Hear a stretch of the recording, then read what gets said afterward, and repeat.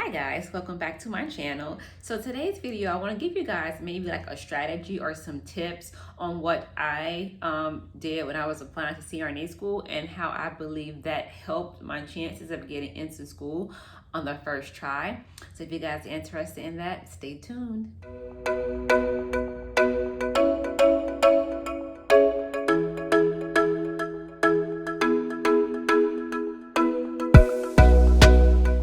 Welcome guys to all of my new subscribers. Thank you guys for joining me on this journey and welcome to the Madhouse.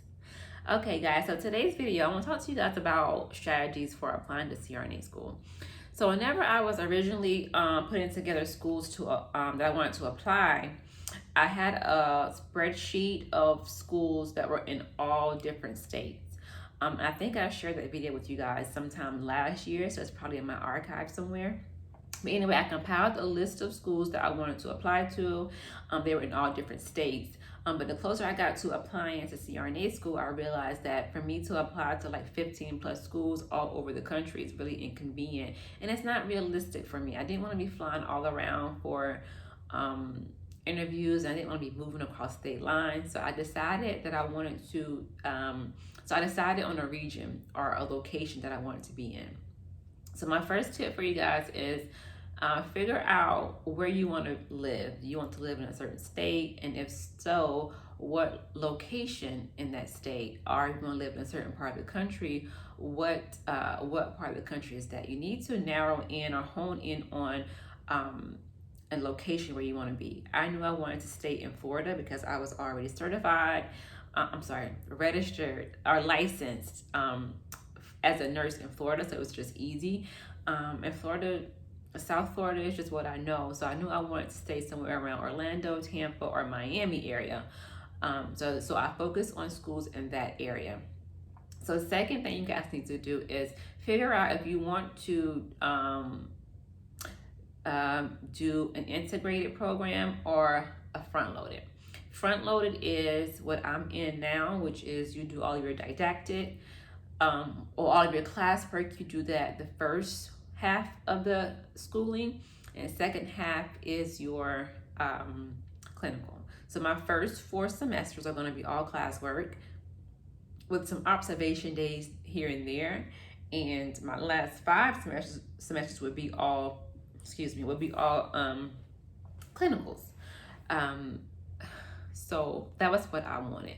Integrated is you have a mixture of both clinicals and classwork throughout the entire course of your program. Some people may not care, but for me, I wanted front loaded. I did not want to be in clinicals, having to worry about an exam or being an exam and studying all week, having to prepare for a case. I didn't want to do that. To do your due diligence for your schools. So I knew schools I wanted to apply to in Florida. I researched the universities.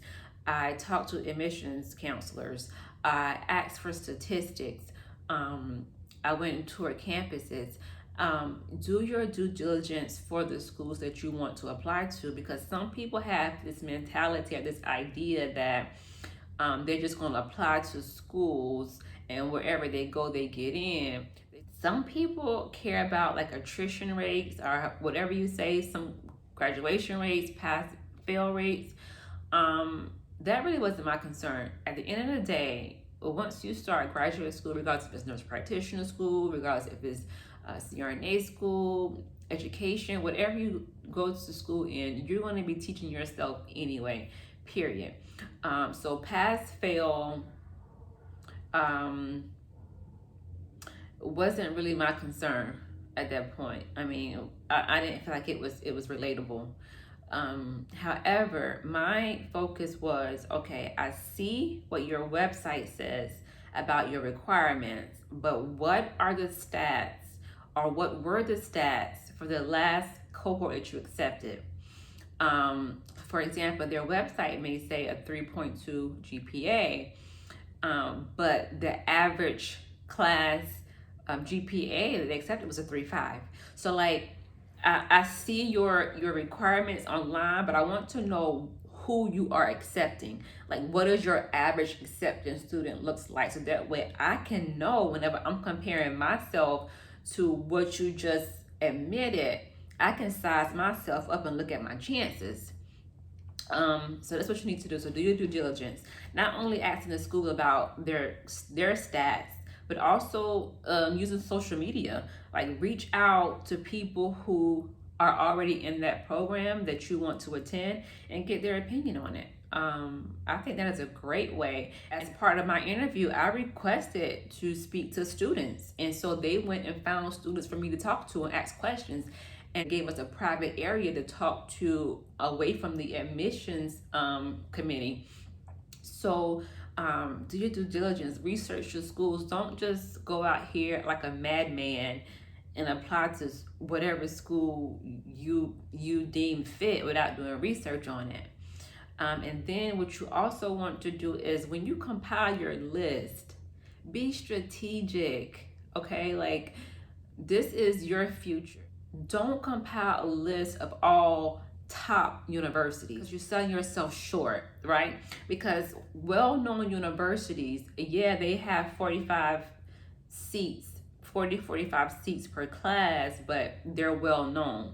So they're probably getting 5,000 applications for those 45 seats, or you have a smaller, less known university over here who has 40 seats, but they're probably getting about 1,000 applications.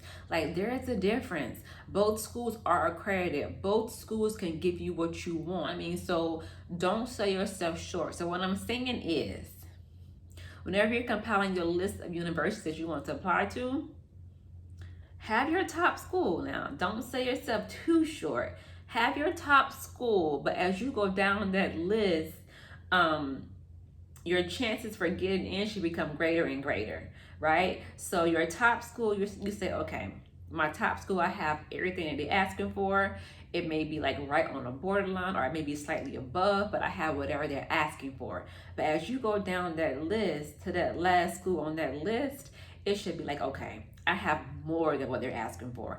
I know that I have a greater chance of getting an interview here on this school than I do at this school. And also remember, your list of schools are schools that you've already researched. So it doesn't matter if options 4 and 5 call for an interview and 4 give you the acceptance letter, you don't care, you're gonna go. So that was it, guys. A short video on what I think will help those of you who are getting ready to apply to school. Like, be strategic. Give yourself a greater chance on the first time to get in. Any questions, let me know. Any comments, leave it down below. Don't forget, follow me on the gram, baby, right? And I will see you guys later. Bye.